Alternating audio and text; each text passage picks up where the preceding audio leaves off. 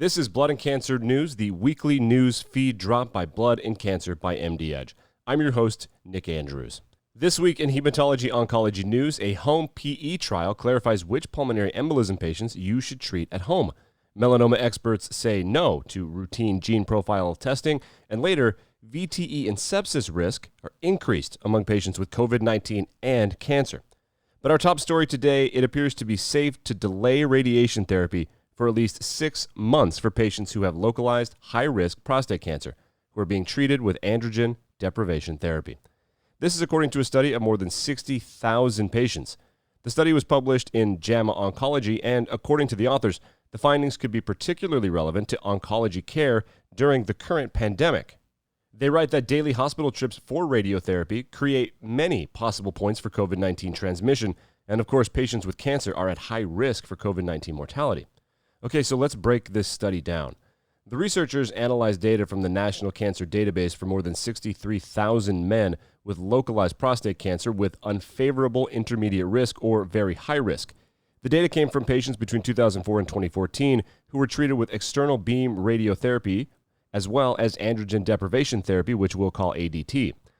Only about 5.5% of patients initiated their radiotherapy in the first 60-day window before starting ADT. About 36% of patients initiated radiotherapy in the window after starting ADT. About 47% of patients initiated in days 60 through 120 after ADT, and 10% started radiotherapy in the window between days 121 and 180. The researchers reported that 10-year overall survival rates were similar, regardless of when patients started their radiotherapy. Multivariate analysis in the unfavorable intermediate risk groups showed that relative to peers who started radiotherapy before ADT, men who initiated radiotherapy after did not have significantly worse overall survival, regardless of which 60-day window in which the patient started radiotherapy. You can read about hazard ratios for death for each treatment window by clicking the links that are in the show notes. The researchers report that the results were similar among patients in the combined group of high risk and very high risk. There was indeed no significant increase in mortality risk for patients in any of the treatment windows. The researchers pointed out the relevance of the current pandemic of summer 2020 as we head toward the autumn. The researchers write that if COVID-19 outbreaks continue to occur sporadically during the coming months or even years, these data could allow flexibility about the timing of radiotherapy. Dr. Colleen Lawson is with the Medical College of Wisconsin, which is in Milwaukee. In an interview, she tells Blood and Cancer that this study is asking a good question. But at the same time, she's concerned about oversimplifying the issue. She notes that the results of a different study, the Radiation Therapy Oncology Group 9413 trial, suggest important interactions between anatomic extent of radiotherapy and the timing of ADT for outcomes. Dr. Mark Roach of UC San Francisco says this study did not address why ADT was given when it was given. It also omitted the duration of therapy and the endpoints other than overall survival, which, according to Dr. Roach, could better reflect the effectiveness of cancer treatment. He tells Blood and Cancer that yes, delays are safe for patients who are receiving ADT, but not for the reasons the authors suggest. He cites RTOG 9910, in which researchers compared 28 weeks of ADT with 8 weeks of ADT before radiotherapy for intermediate risk patients. In this study, researchers reported similar results for both groups. Dr. Roach says that delaying duration should be based on the risk of disease, but 6 months is probably safe, especially if the patient is on ADT.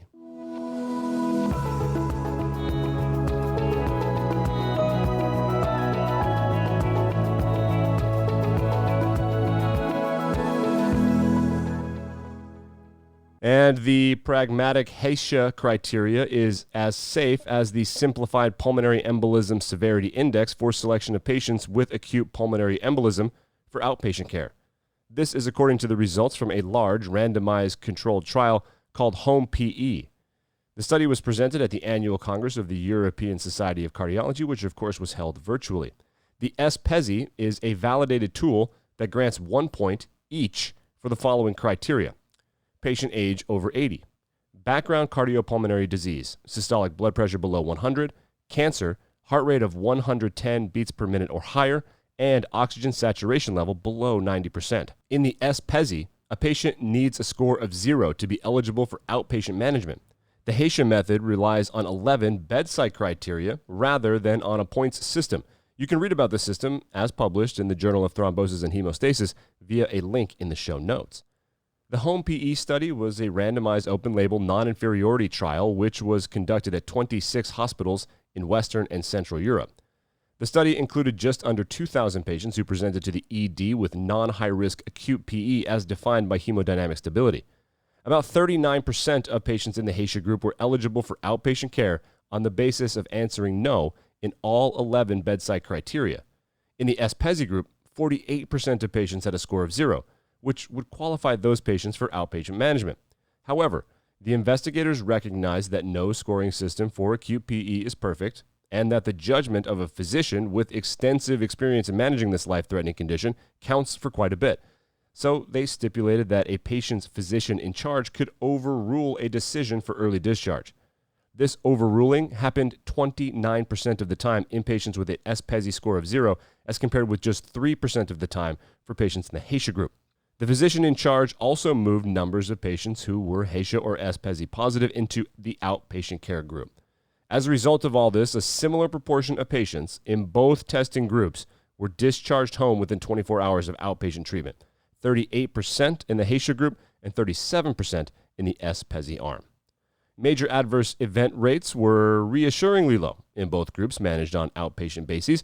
The composite recurrent venous thromboembolism, bleeding, or death within 30 days occurred in 1.3% of Haitian outpatients and 1.1% of SPEZI outpatients. Among patients managed in the hospital, these rates were 5.6% in the Haitian group and 4.7% in the SPEZI group.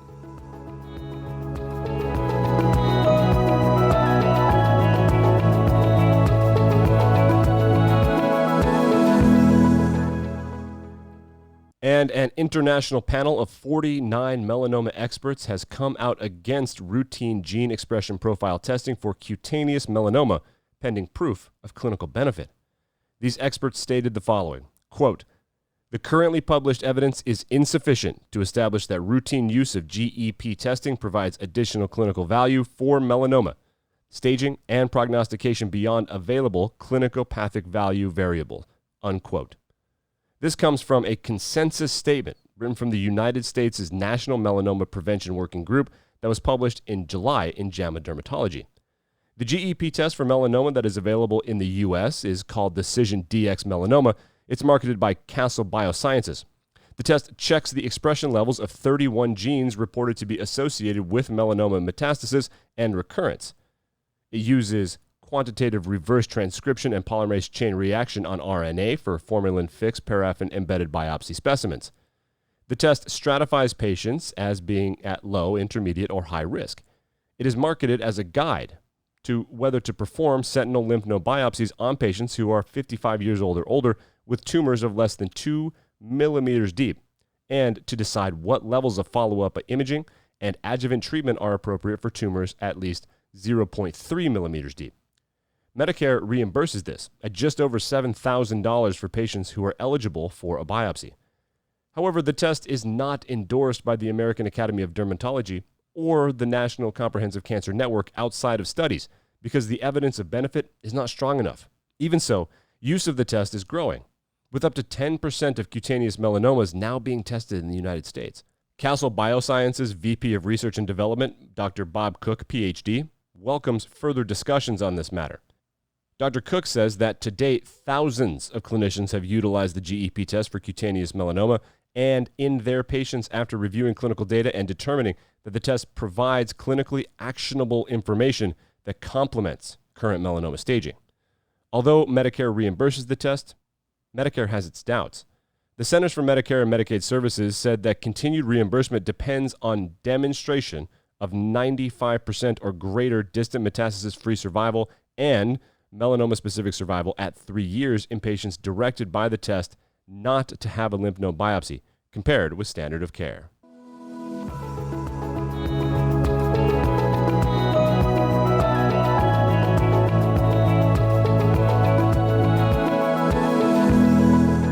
And finally today, COVID-19 patients with cancer have a significantly higher risk of VTE and sepsis. However, they do not have a greater risk of death compared with COVID-19 patients who do not have cancer.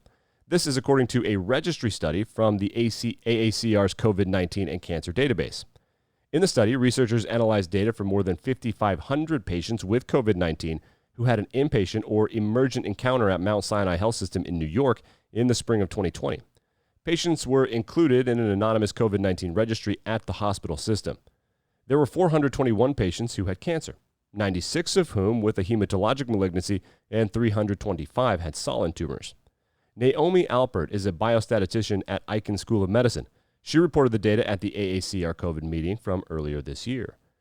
Alpert noted that the cancer patients were older than the non-cancer patients, and that cancer patients were more likely to have 2 or more comorbid conditions, and they had significantly lower hemoglobin levels, red blood cell count, platelet count, and white blood cell counts. She said that low white blood cell count may be one of the reasons for higher risk of sepsis in cancer patients, as it may lead to a higher risk of infection. However, she said that it's not clear what role cancer therapies play in the risks of COVID-19 morbidity and mortality, so there's still quite a bit of information we need to learn. In fact, the findings are limited by a lack of information about cancer treatment, as the registry was not designed for that purpose. Another study limitation is the short follow-up of a month or less in most patients, due in part to the novelty of COVID-19 at the time and, frankly, right now, but also to the lack of information on patients after they left the hospital. And that's it for this edition of Blood and Cancer News. I am your host, Nick Andrews. Blood and Cancer is produced by Jennifer Smith, Kathy Skarbeck, and Dr. Ivan Oransky.